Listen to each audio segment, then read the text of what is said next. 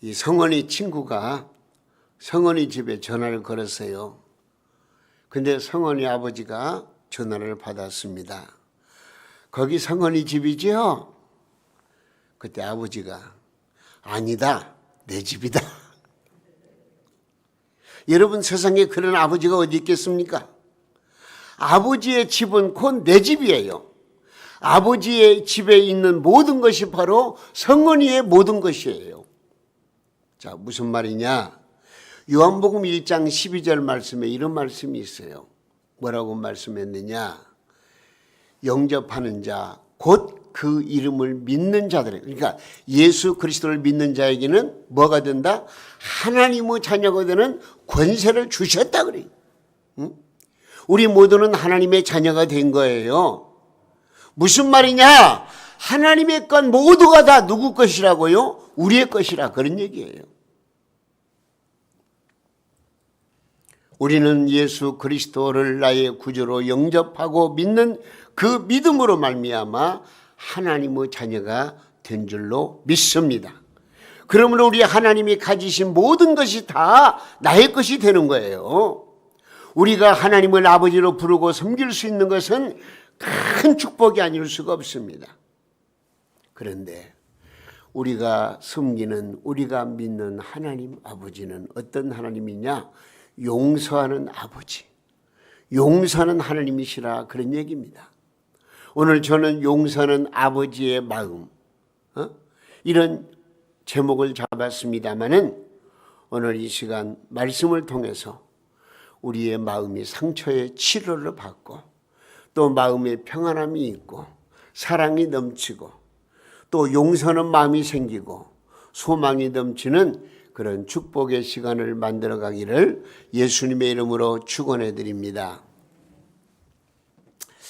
예수님을 구원의 주로 믿는 기독교는 한마디로 말하면 용서의 종교입니다.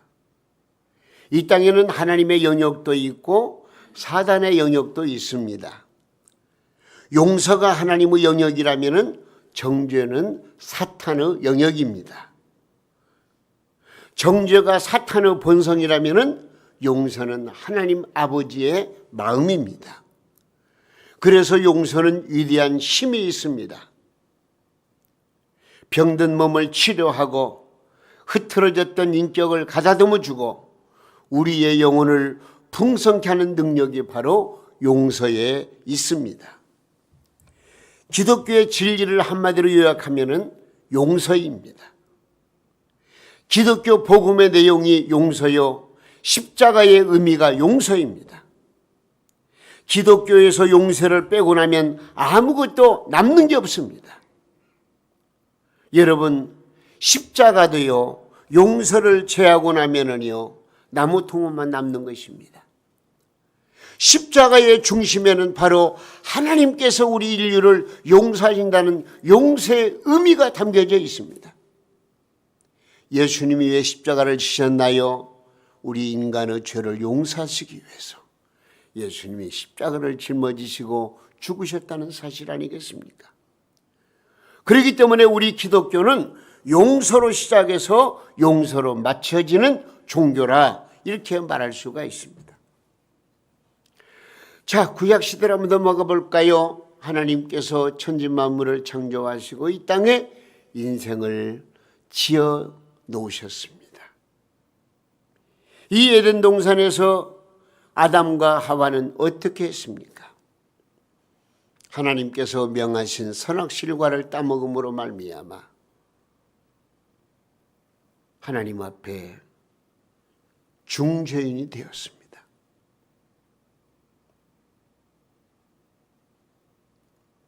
그 죄에서 벗어날 길이 없어요. 왜? 하나님은 공의로우신 하나님이시기 때문에. 하나님은 죄를 용서하시는데 회개하는 자에게 용서하십니다. 그런데 이 아담과 하와는 회개할 마음도 없을 정도로 완전히 타락해버렸어요.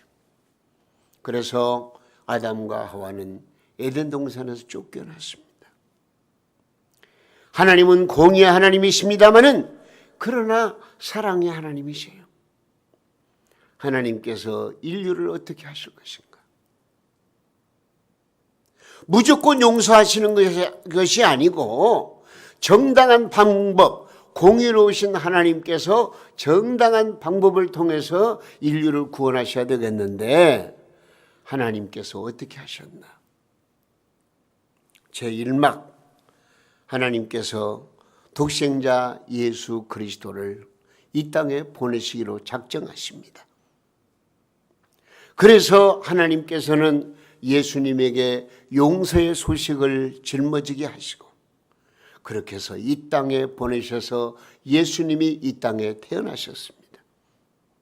제2막 그분은 33년의 생애를 통해서 특별히 3년의 공생애를 통해서 용서의 복음을 우리에게 전해주셨습니다. 제3막 예수님께서는 우리가 당해야 될 수치를 한 몸에 받으시면서 결국 십자가에 못 박혀 피 흘려 죽으셨습니다.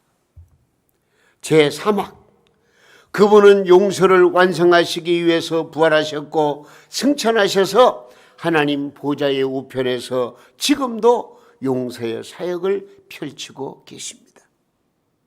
우리 기독교는 전체가 다 용서를 빼놓고 나면 인류를 구원할 수가 없는 거예요.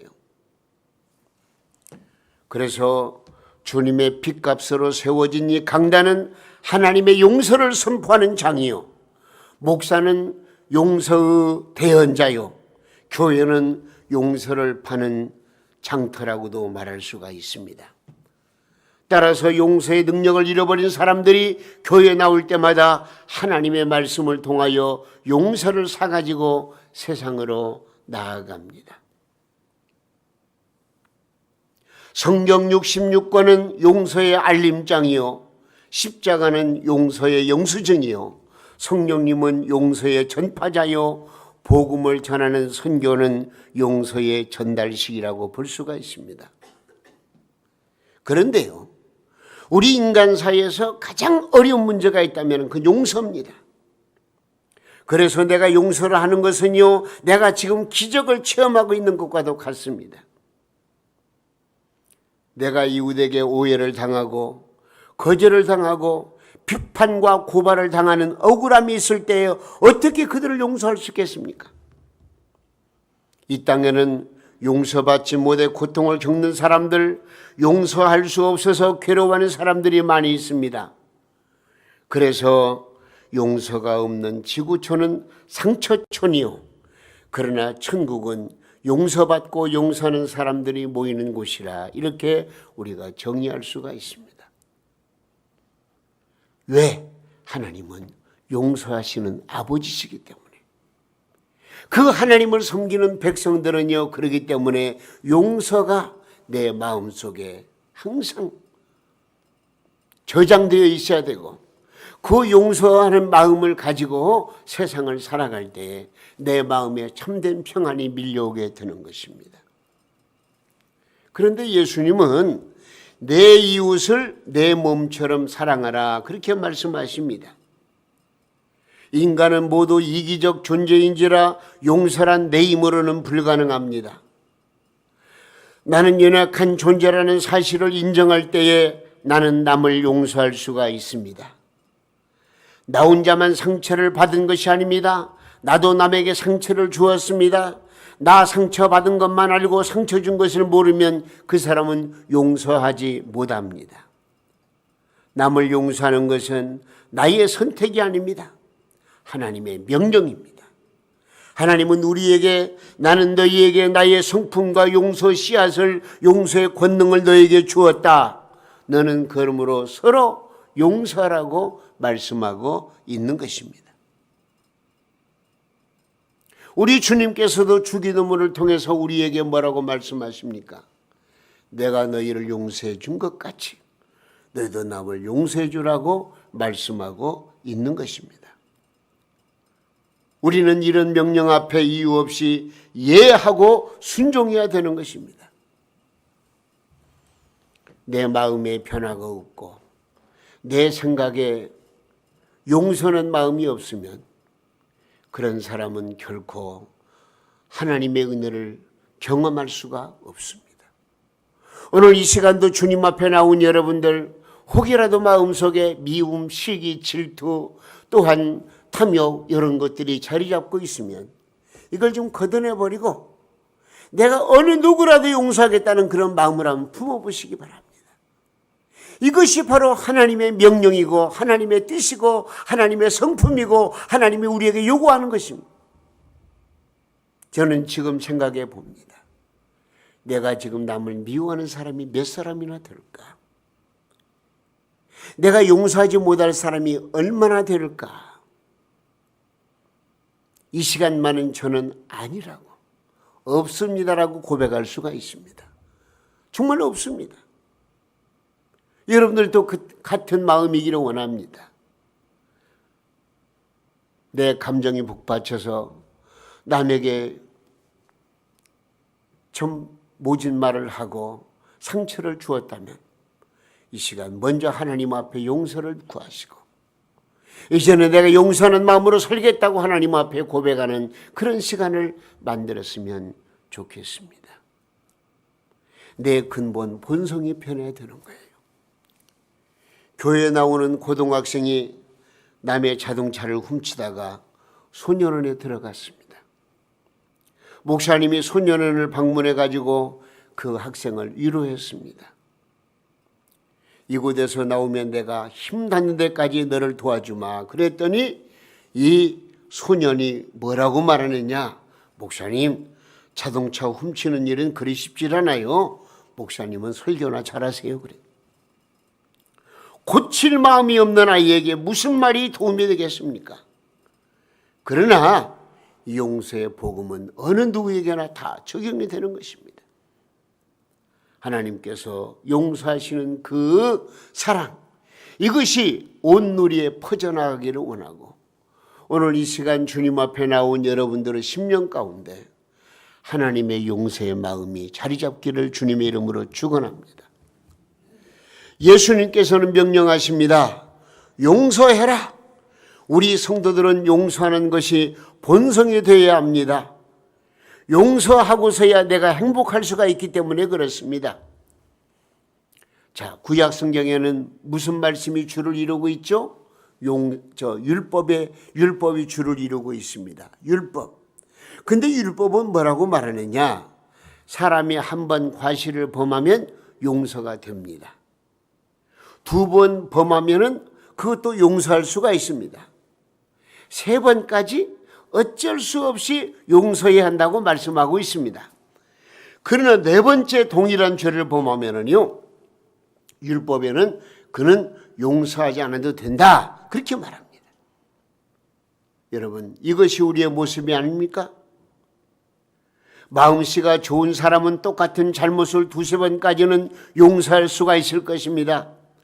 그러나 또다시 똑같은 잘못을 범하게 되면 한결같이 우리는 내 마음이 온유한 마음이라고 할지라도 이렇게 생각을 합니다. 저 인간은 용서할 가치에 없는 인간이야. 그렇게 해서 버린 친구들이 얼마였으며 그렇게 해서 내팽개친 교회 가족이 얼마나 됩니까? 여러분, 베드로를 보세요. 베드로는요, 예수님 앞에서 자기가 유대인보다는 더 넉넉한 마음으로 내가 남을 용서할 수 있겠다는 그런 마음을 표현을 했습니다. 그래서 뭐라고 말했느냐? 주님, 우리에게 잘못을 범했을 때 7번까지 용서하리이까? 여기에 대해서 예수님 뭐라고 말씀하십니까? 70번씩 7번이라도 용서해라. 그렇게 말씀하고 있습니다. 이 말씀은 490번까지 용서하라는 얘기가 아니고 끝까지 하나님의 그 사랑으로 내 이웃을 내 몸처럼 사랑하고 용서하라고 하는 그런 명령의 말씀입니다. 여러분, 예수님의 마음을 품은 사람은 남을 용서하지 못할 이유가 없습니다. 영원히 멸망받아 죽어 마땅한 죄인인 나 같은 죄인을 위해서 우리 주 예수님께서 십자가를 짊어지시고 죽으셨다고 한다면 그 놀라운 은혜를 내가 힘입어서 그 은혜로 살아가는 존재라고 내 스스로 믿고 있다면 우리는 남을 용서하지 못할 수가 없어요. 이유가 없어요. 어느 누구라도 다 용납하고 용서해야 되는 것입니다. 그러므로 용서하는 것은 하나님의 마음이고, 이 하나님의 마음은 어떤 면에서 십자가를 지는 마음입니다. 어느 날 아침에 예수님이 성전에서 말씀을 가르치고 있었어요. 오늘 말씀 보니까 예수님은 감람산으로 가시니라. 그 다음에 뭐라고 했냐면 아침에 다시 성전으로 들어오시니 백성이 다 나오는지라 앉으사 그들을 가르치시더니, 예수님 성전에서 하나님의 말씀을 가르치고 있었어요. 그런데 밖에서 웅성거리는 소리가 들리더니 남정네들이 웬 여자 하나를 잡아 끌고 들어오는 것이에요. 간밤에 서기관과 바리새인들이 간음 현장을 덮쳤는데 남자는 도망을 친 모양이고 여자만 개처럼 끌고 온 거예요. 여자의 얼굴에는 공포와 체념이 엇갈려 있었고 바리새인들의 얼굴에는 살기가 돋았습니다. 바리새인들은 예수님께 묻습니다. 뭐라고 묻습냐? 선생님, 이 여자가 간음하다가 현장에서 잡혔습니다. 모세의 율법에는 돌로 치라 명령을 했는데 선생님은 뭐라고 말씀하시겠습니까? 라고 예수님께 질문하는 겁니다.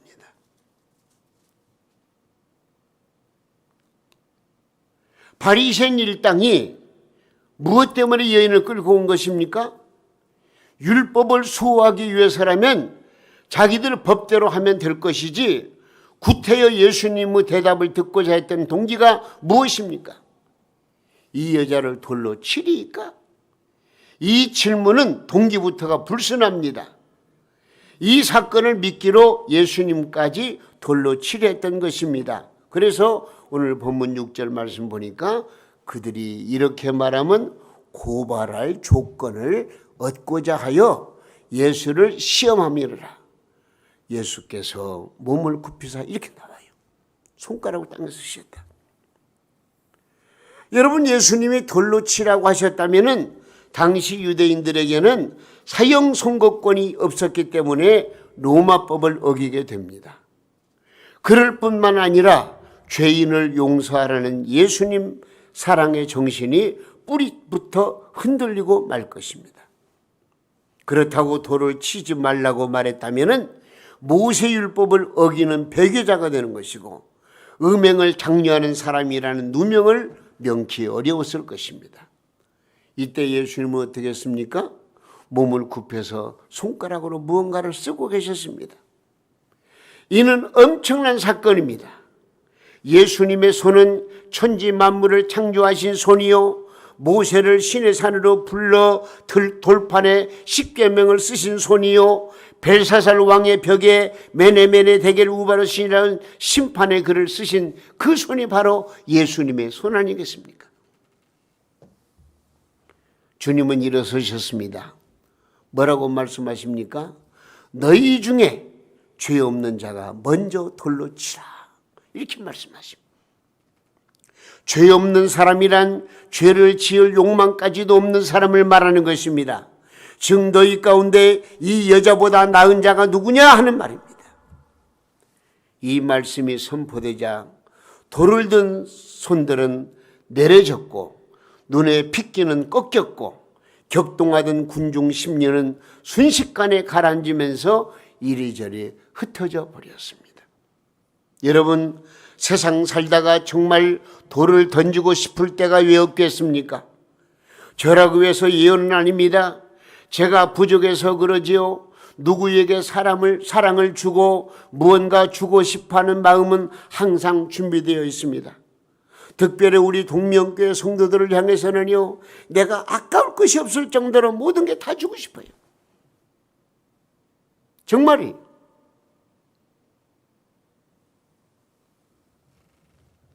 그래서 사랑하는 이 마음을 기도로 전하고 은행으로 전하며 때로는 물질로도 전하려고 노력을 합니다마는 이런 제 마음을 몰라주고 오히려 자기 감정과 욕심에 의해서 주관적인 판단을 하고 그래서 저의 마음이 상하고 아플 때는요, 저도 모르게 손에 돌을 주는 그런 그 마음의 마음이 생겨질 때가 없지 않아 있음을 고백하는 거예요. 그런데 예수님은 여자에게 뭐라고 말합니까? 나도 너를 정죄치 아니하겠다. 너를 정죄하던 자가 어디 있느냐? 다 나가버렸습니다. 사라져버렸습니다. 예수님과 여자만 남았습니다. 나도 너를 정죄치 아니한다고 말씀하고 있는 것입니다. 그렇다면 이 여자가 저지른 죄값은 어떻게 해결되는 것입니까? 지금 간음죄를 저질러 가지고 그 죄값을 받아야 되는데 예수님께서는 나도 너를 정죄치 아니한다고 말씀하셨는데 이게 무슨 말이냐? 너희 죄는 내가 담당하겠다. 이 여자 대신 내가 돌에 맞아 십자가에서 죽겠다. 네 죄를 내가 대신 짊어졌으니 아무도 너를 정죄할 수가 없다. 그렇습니다. 응? 용서하는 아버지의 마음은 십자가를 지는 마음입니다. 우리 주님께서는 어느 누구라도 용서 못할 그런 사람이 대상이 없습니다. 살인 강도라 할지라도 엄청난 도저히 용서받을 수 없는 죄를 졌다 할지라도 그가 주님 앞에 나와 회개하고 돌아서면 우리 주님은 그를 용서하시고 새롭게 다듬어 주신다는 것을 우리는 알아야 됩니다. 그렇습니다. 용서하는 아버지의 마음은 십자가를 지는 마음입니다. 하나님은 무조건 우리의 죄를 용서해 놓고 오늘 또 기다리십니다. 어서 돌아오, 어서 돌아마노. 지은 죄가 아무리 무겁고 크기로 주 어찌 못 담당하고 못 받으시리요. 우리 주의 넓은 가슴은 무엇보다 넓어요? 하늘보다 넓고 넓어. 우리 주님 앞에 나오면 우리 주님은요, 우리의 모든 죄를 용서하시고 평안하게 만들어 주십니다. 우리가 하나님 아버지의 마음을 가지게 되면은요, 공동체 안에 있는 약점과 허물을 대신 끌어안을 수가 있게 되는 것입니다. 정죄하는 돌 대신 사랑의 마음을 품을 수 있게 되는 것입니다. 너도 가서 용서하는 예수님의 마음으로 살아라. 용서하는 아버지의 마음으로 살아라. 오늘 이 시간 우리에게 말씀해 주십니다. 우리 사랑하는 동명 가족들은 어느 누구를 막론하고 다 함께 하나님의 마음으로 채우시기 바라고. 하나님의 마음은 무슨 마음이라고요? 용서하는 마음. 그 마음으로 살아가는 우리 동명 식구들 다 될 수 있기를 예수님의 이름으로 축원합니다. 저는 모태 신앙으로서 초등학교, 중학교 시절 교회를 내 삶의 중심에 세워놓고 일과를 보냈던 것으로 기억이 됩니다. 어린 나이죠. 그렇지만 그 어린 나이였지만은요, 예배 시간 한 번도 안 받고 어른들 예배 시간 꼭 끼어서 우리 성언니처럼 하나님 앞에 예배를 올려드렸어요. 초등학교 때, 그때는 국민학교 때는 잘 몰랐어요. 근데 중학교를 경험하면서 여러 가지로 마음속에 갈등도 생겼습니다. 가난한 살림에 호랑이 같은 아버지의 감시에 또한 전도사님에 대한 불만까지 쌓이게 되었습니다. 그래서 하나님을 원망했고 하나님께 항의도 했습니다. 그래서 교회를 나가지도 않았고 시험에 빠진 일이 있습니다. 돌아가야지. 어느 날 나를 보니 하나님으로부터 너무나 많이 거꾸로 달려와 있었습니다. 어떡하나? 하나님은 나를 받아주지 않을 거야. 근데 하나님은 바로 내 곁에 와 계셨습니다. 아들아, 이제 불만을 다 토했니? 이제 화가 멈춰졌니? 화가 끝났니? 네, 하나님, 제가 참 나쁜 사람이지요. 제가 하나님 앞에 돌아가려고 하는데 너무나 많이 달려왔어요. 그러나 다시 한번 시작할래요. 주님이 허락하시면 제가 신학교에 가서 목사가 될래요. 물론 다른 사람들의 권유도 있었습니다. 제가 청소년 시절에 참 시골 교회에서 열심히 수고했다고도 봉사했다고 저는 자부심을 가지고 있었습니다. 생각해 보세요. 예? 아니 고등학교 나이에 구역장이 돼가지고 구역인도를 했다니까요. 그 정도로 열심을 다했어요. 성가대 대장도 했고요. 주일학교 교사도 했고요. 그런데 시험에 들어버리니까요, 자꾸만 교회와 멀어지게 되는 것이고 마음속에 불평, 불만이 생기게 돼요. 하나님께서 저를 향해서 이제 네 기분이 좀 풀렸냐? 예, 하나님, 제가 너무나 달려왔어요. 이제 거꾸로 달려가겠습니다. 주님 앞에 달려가겠습니다. 이제는 내가 신학교에 들어갈래요. 그래서 목사가 될래요. 주님이 허락하시면. 우리 주님은 아니다. 현재의 내 모습 그대로, 아파하고 불만에 가득 찬 내 모습 그대로 내가 받아주겠다. 아들아, 내 손 잡아라. 나와 함께 가자. 그래서 저는 그날로 신학교에 원서를 쓰고 하나님 앞으로 돌아왔습니다. 그렇게 해서 이제 제가 목사가 되었어요. 참 세월이 많이 갔어요. 어저께는 제가 저 75년도에 황등 서북교회 첫 전도사로 우리 아들 큰별 지금 장로가 됐습니다마는 아들 거기서 나왔는데 거기에서 장로님이 저한테 전화가 왔어요. 목사님 그리워요. 옛날이 아니 그때가 언젠데 벌써 48년 지났는데 그러면서 3월 20일 날 남전대에 헌신 예배를 드리는데 목사님 강사로 출빙하고 싶어요. 그 장로님이 어저께 전화가 왔어요. 아 새롭더라고요. 응? 저는 하나님의 은혜가 얼마나 큰지 말로 다룰 수가 없습니다. 하나님의 용서가 얼마나 큰지 말로 다룰 수가 없습니다. 이 시간도 하나님의 용서가 없이는 내가 이 강단에 어떻게 서서 말씀을 전할 수가 있겠습니까? 용서받은 내 자신, 나도 남을 용서해야 되지 않겠습니까? 여러분 아직도 정죄의식에 사로잡혀 몸부림치고 있습니까? 여러분은 정죄의식에 사로잡혀 몸부림해 보신 적이 있으십니까? 예수 그리스도의 피로 우리의 모든 죄가 용서받았음을 여러분 믿으시기를 바랍니다. 하나님은 우리의 모든 죄를 예수님 십자가로 모두 소멸시켜 주셨습니다. 그래서 골로새서 2장 13절 14절 말씀 우리 한번 읽어보겠습니다. 또 시작. 또 범죄와 육체의 무할례로 죽었던 너희들 하나님이 그와 함께 살리시고 우리의 모든 죄를 사하시고 우리를 거슬르고 불리하게 하는 법조문으로 쓴 증서를 지우시고 제하여 버리사 십자가에 못 박으시고